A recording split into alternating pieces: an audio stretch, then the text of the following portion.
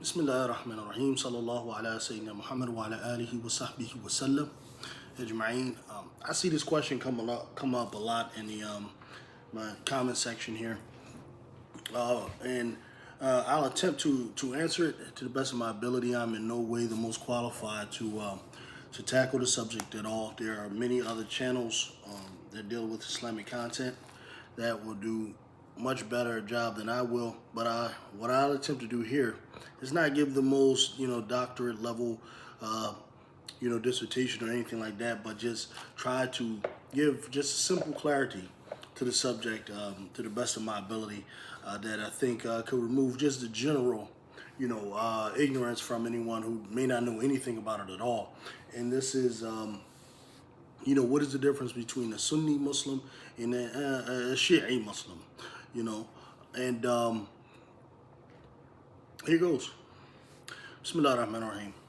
All right, first off, just somewhat of a disclaimer and somewhat, many non-Muslims, sometimes Orientalists or people who are trying to speak about Islam, and even some Muslims may say that early on in Islam, there was a split in the Muslim world as a result of the formulation of the Shia and what later became known as the Sunni community.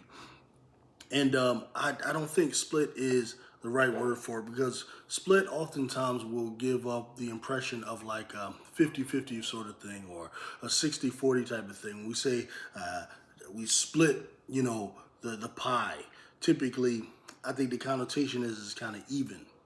When you look at the numbers between Sunni and Shia, and this has been pretty consistent throughout history, the Sunni normative, those who practice normative Sunni Islam, who identify as normative Sunni Muslims, make up roughly around 87 to 90%, of the Muslim population. Whereas the Shia make up about 10%, so you're talking about roughly 230 million people versus, 1.2 billion, something like that. So it for me, right, while that's a significant section, significant amount of people, it isn't really a split. It's more like, just a significant portion, 10% versus 90%. Just wanted to kind of just make that clear, okay? Now, what I would say about the difference between a Sunni and a Shia, okay?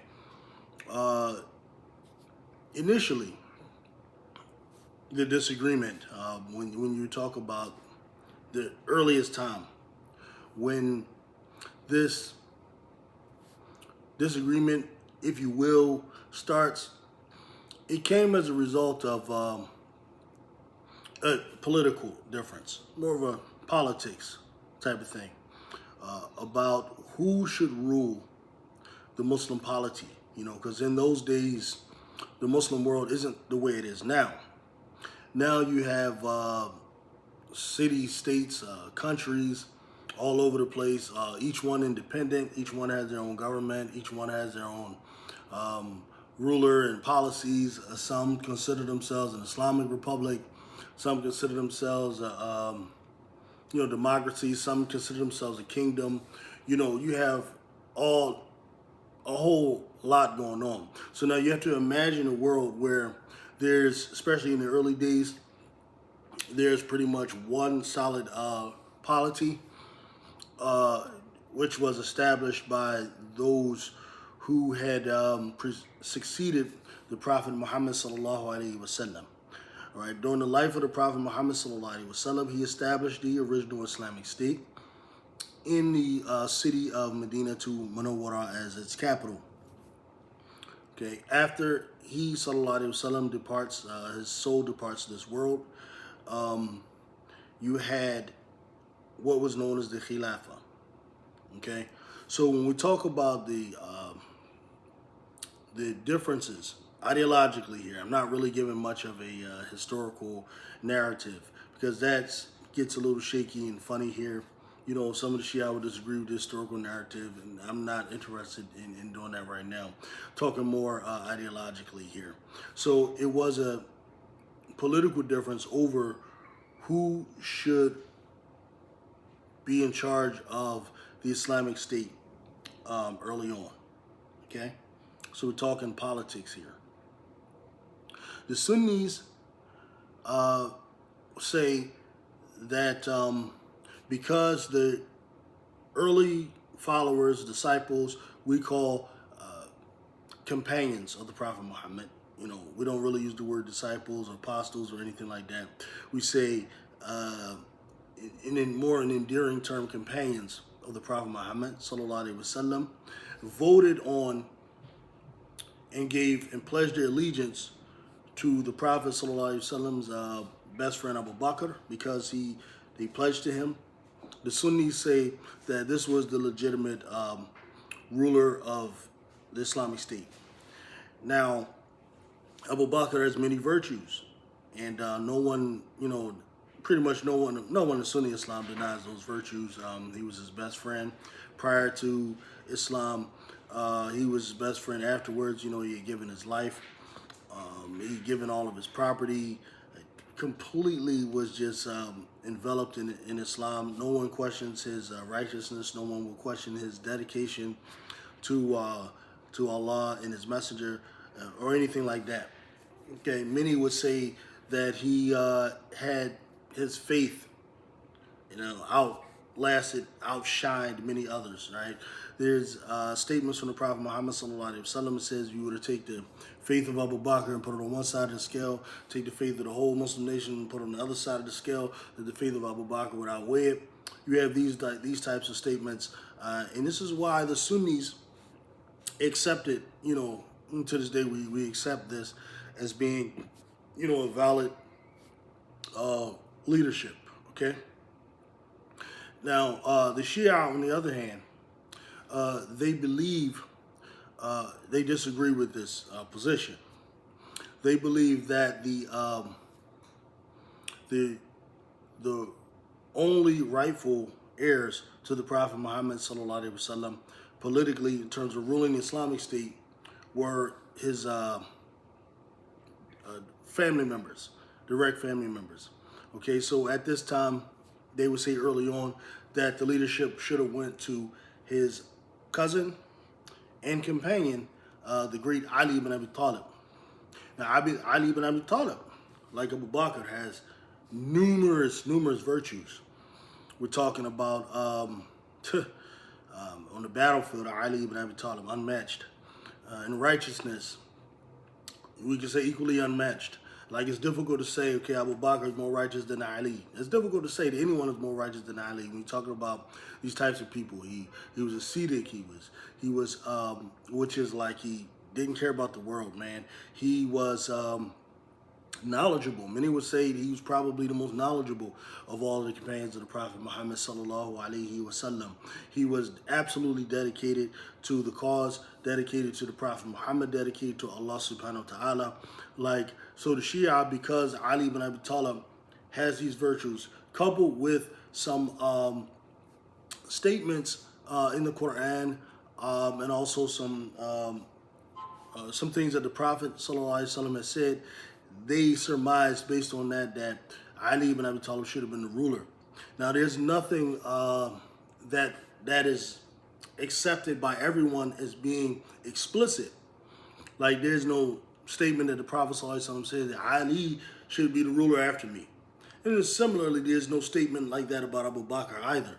Okay, but for example, the Shia take the statement where Allah Tabarak wa Ta'ala said, قُلْ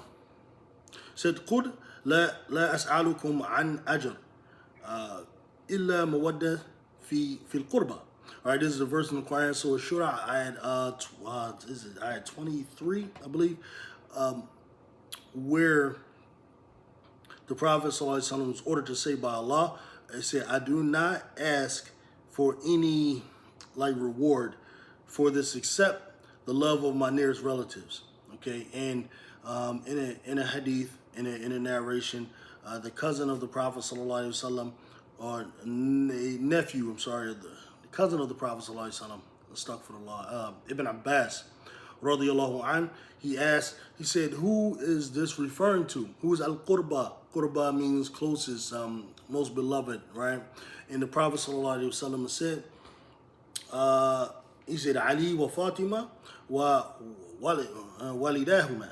All right, so he said Ali and Fatima and their children, okay, are the closest, are qurba in this verse. So the Shia, in their logic, they're looking at, okay, this is closest in love, the closest and so on to him.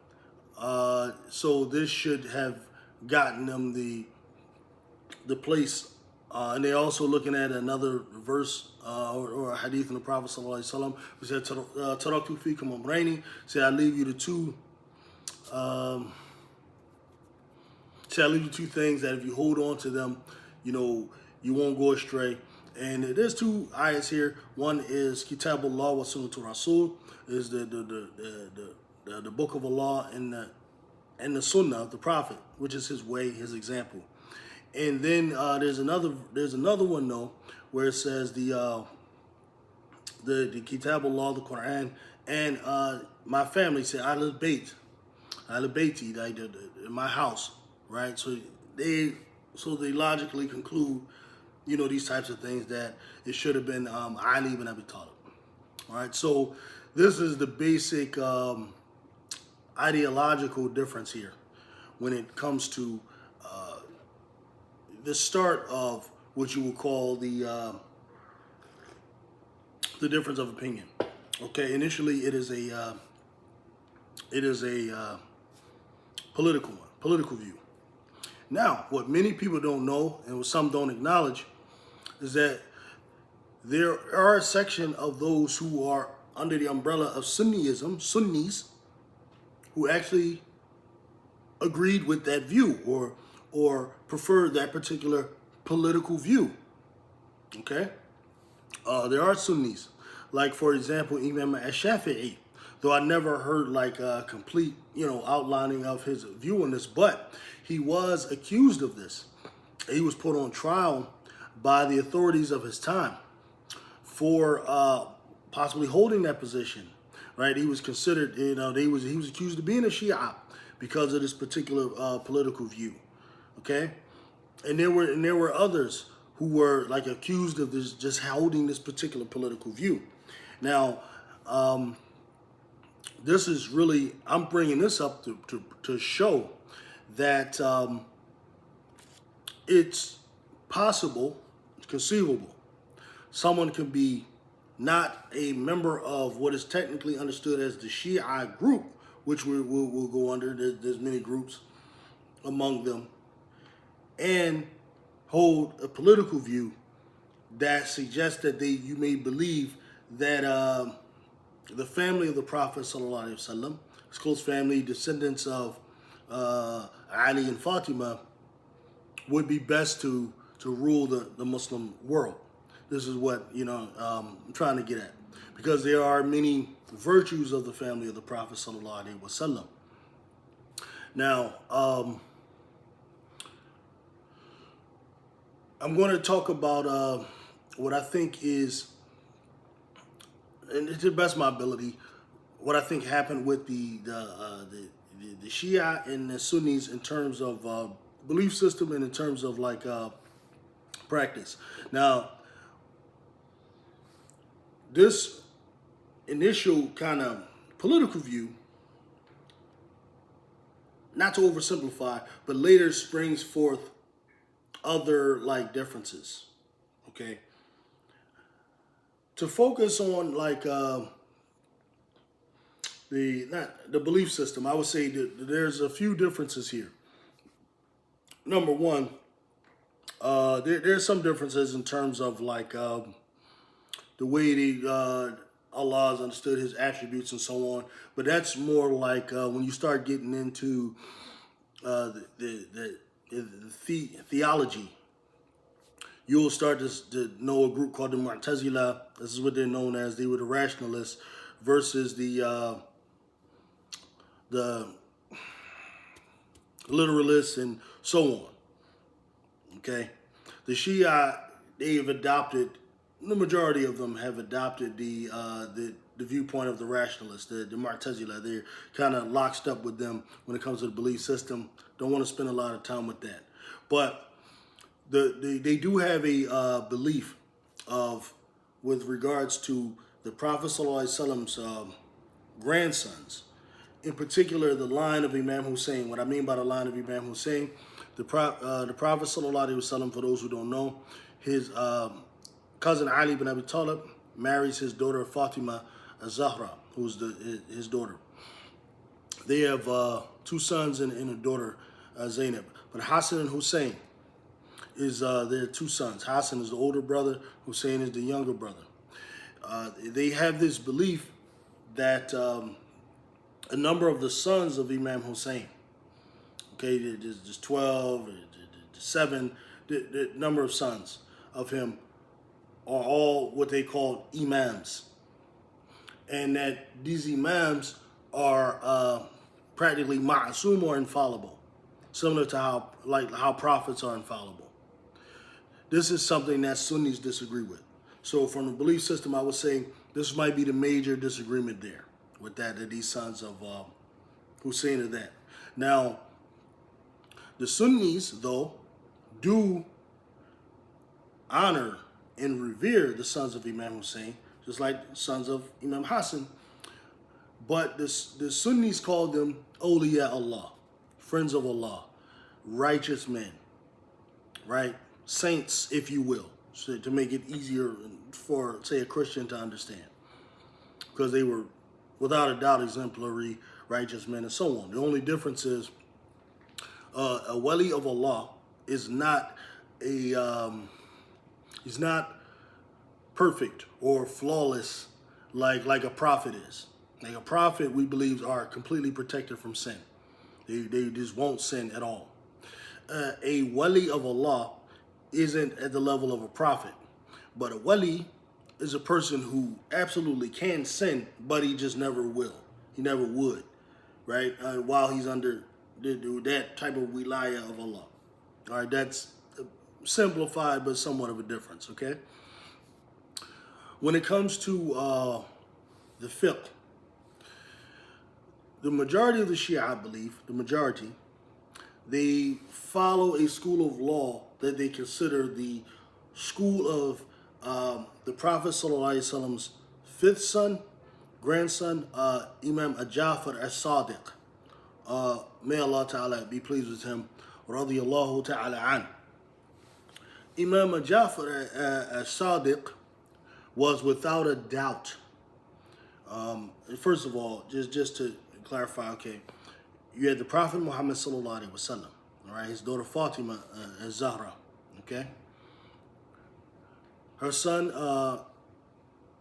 Hussein, radiyallahu an, the martyr who's alive now, he's a martyr. His son Imam Zayn al-Abidin, who goes by the name, and then you have Muhammad al-Baqir, and then you have Ja'far as-Sadiq. Okay, that's their line. Okay, remember we're talking about here Imam Ja'far as-Sadiq. Imam Ja'far as-Sadiq lived in the city of Medina to Munawwara. Unfortunately, because of the insecurity of the government at the time, he was usually under house arrest. Okay, the government was very insecure. Like I said, initially it was a political thing. They had this fear of people wanting to put a member or one of the sons of Imam Hussein into the house, because at that time the people were related to the Prophet ﷺ, like they were more distant cousins, whether they're the Abbasids or the Umayyads. Well, the Abbasids are more closer in relation, okay? But at this time I believe that this is the Umayyad. So, which we'll get into some other time. This is tribal stuff. Okay, so Imam Ja'far as-Sadiq is one of the greatest teachers there in Medina. Okay? He is a spiritual guide, spiritual exemplar, and he is a major teacher of some of the greatest people of fiqh And you're talking about in an environment where there were fiqh teachers all over the place here in Medina that would either live there, settle there, or would travel through. Okay, so the Shia believe that he had developed like a fiqh school. They believe that there's a book where his fiqh positions are recorded, and they say that this is the basis for the school of law that they follow. And Allah knows best with that. The Sunnis say this, however, that Imam Ja'far al-Sadiq was unmatched in his knowledge, without a doubt. One of the pillars of Islamic law in Sunni Islam, Imam Malik ibn Anas, who lived in Medina during the time of Imam Ja'far al-Sadiq, was one of his students. Okay, now Ja'far was so sharp. I believe Ja'far was actually younger. I know he's younger than Abu Hanifa. May have been even younger than Malik. But he was considered, his teacher, Malik's teacher. Okay? I mean, just think. His father is, Muhammad al-Baqir, who was a scholar. And then his father, Zain al-Abidin, who was just, like, these were men. Just imagine these men living. These are the direct descendants of Imam Hussein, of the Prophet, living in Medina. They're like, exemplars, though they're being closely monitored by the government at the time. Unfortunately, this is the environment they're in. Unfortunately, because of the insecurity of the government. This is what politics do to people. They make them very insecure, like the U.S. government and other governments we see around the world, insecure. So we can understand how that works, right? So, but the Sunnis say that we don't know of a school that was codified, written down by Imam Ja'far specifically. However, Imam Ja'far al-Sadiq was a part of what was known as the School of Medina, because he's one of the scholars there. He's taking students. He's learning from people there. He's teaching people there. All right, because in Sunni Islam we have what are called we've come to know as the four schools of law. And I know they go under the name of a particular person like Abu Hanifa, Malik, Shafi'i, or Ahmed. But what's important to understand is that these men, in terms of their names, are more like figureheads for a particular method of extracting legal rulings from the established sources. They're like figureheads. They're not like the inventors of their schools necessarily. Okay? So with Malik, which is the school that I'm most familiar with, Imam Malik was the product of learning from over 600 students there in Medina. 600 teachers there in Medina. 300 were from what is called the second generation, the Tabi'een. These were people who had met companions of the Prophet ﷺ and learned from them. Malik learns from about 300 of them. And then he learns from about another 300 of their students, okay? So this is Tabi'een and Tabi'een. A Tabi'een is a second generation Muslim who had met a companion of the Prophet, Muhammad ﷺ. And then the next generation of Tabi'een are men or women, because he had many women teachers too, women who would learn from, a Tabi'een. So Malik had about 600 teachers. Seven of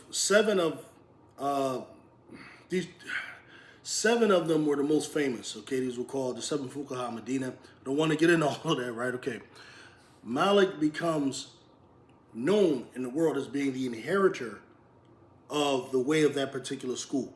So it's not like he invented it all. Like, okay, first you go to the Quran and then you extract from the Quran what is explicit, what is implicit, what has been abrogated and what is abrogating. Like, all of these things becomes part of the his method, but it's the methodology of the environment. Okay, what the Sunnis will say is that Jafar Sadiq's methodology is part of that environment there because he's one of the teachers of Malik. He's one of the teachers of many of the others. He's actually one of the teachers of Abu Hanifa. Another great scholar, Layth ibn Sa'd from Egypt. He went on Hajj. He met Imam Jafar. He was wowed by him, right? So Imam Jafar is absolutely revered, respected, seen as one of the imams on the Sunni side as well. Of course, what we don't say is that he's ma'asum, like a prophet, completely sinless. Though we don't say he committed sins or anything like that, of course not, but he's not like of the stature of a prophet when it comes to being sinless. That would be, the difference. All right, so while the Shia say he absolutely established a whole school, the Sunnis would say that his teaching or his school was part of what you have in the school of Medina. And then I'm sure some of the Hanafis might even, I don't know, I haven't heard them say this explicitly, but they might say that is part of the, the Hanafi tradition as well, because, Imam Abu Hanifa was influenced by Imam Jafar as-Sadiq, radiallahu anhu. So I would say this is what we say. Now, with regards to the political view,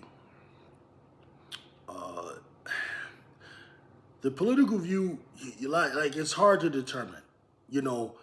Sunnis, I think, during the time, and Imam Malik included in those there, I think they tended to accept what was happening. Right? We don't know. Like, it's hard to judge. Because sometimes there's certain criticism levied against Imam Malik by some Shia speakers I've heard. They would say, they criticize Malik for not having any hadith from Ali ibn Abi Talib in Al-Muwatta and this sort of thing. And while sentimentally I can understand that, at the same time, I don't know if there was any personal reasons for this.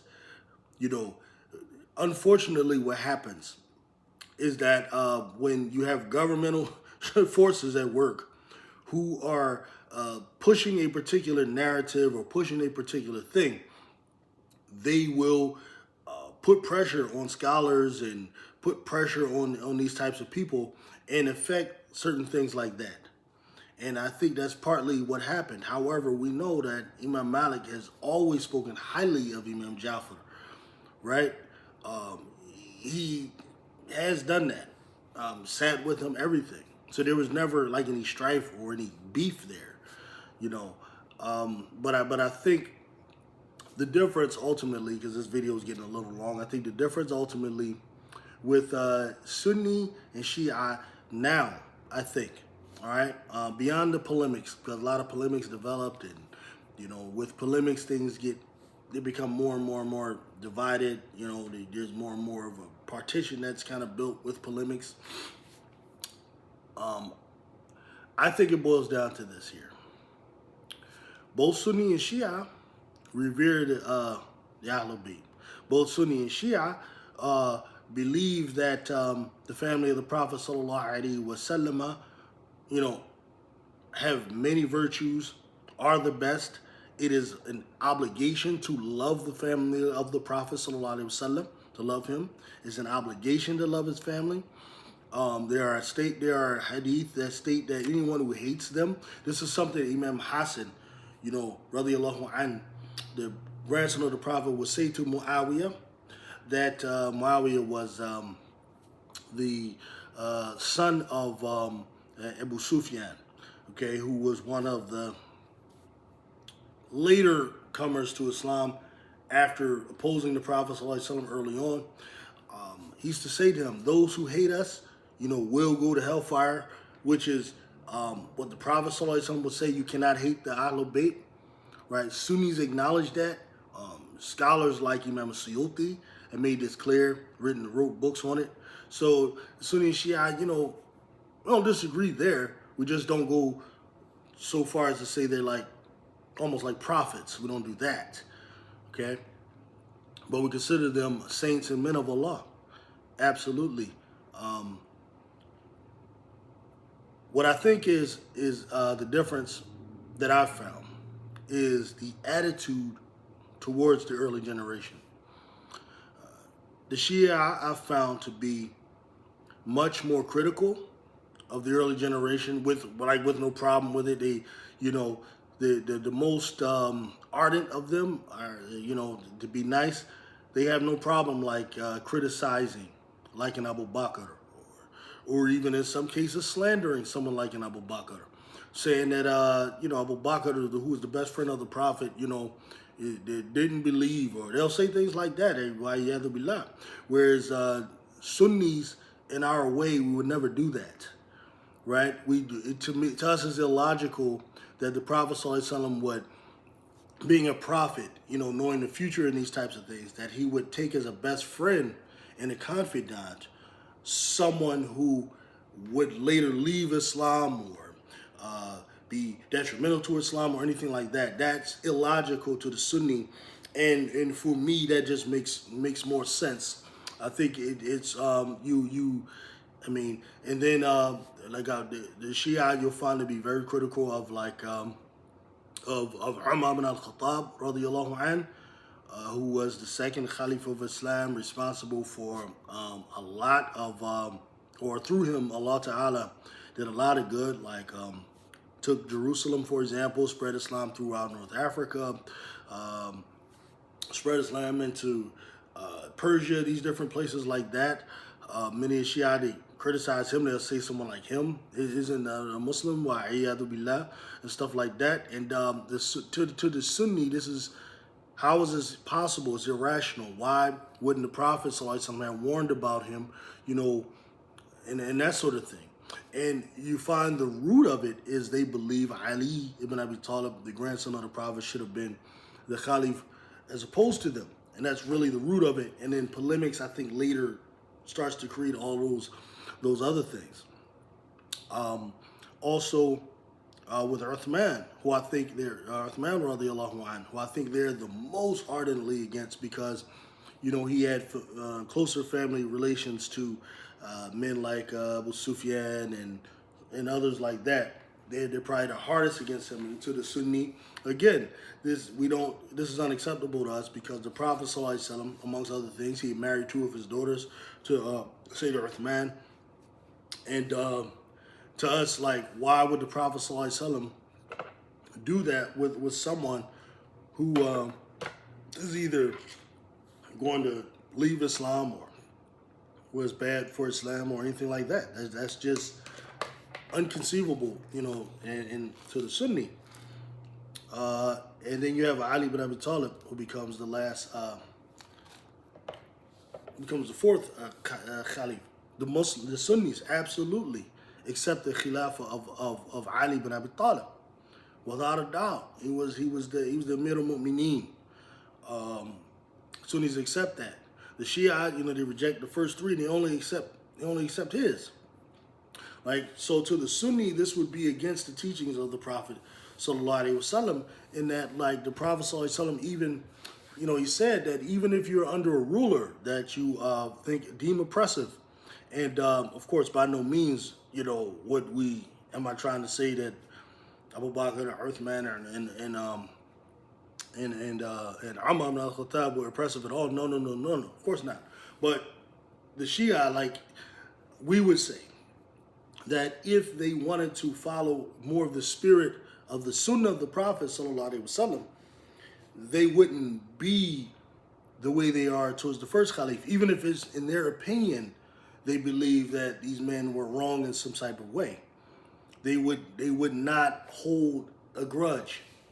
And then the Sunnis, we also argue that the attitude that Ali ibn Abi Talib, that's agreed upon towards the companions, Abu Bakr, Umar, Ali, is that he was always loyal. He gave the bay'ah. Now, the Shia will say that the bay'ah was delayed, and there's reasons for that, but he gave the bay'ah. From what we know, he was always loyal.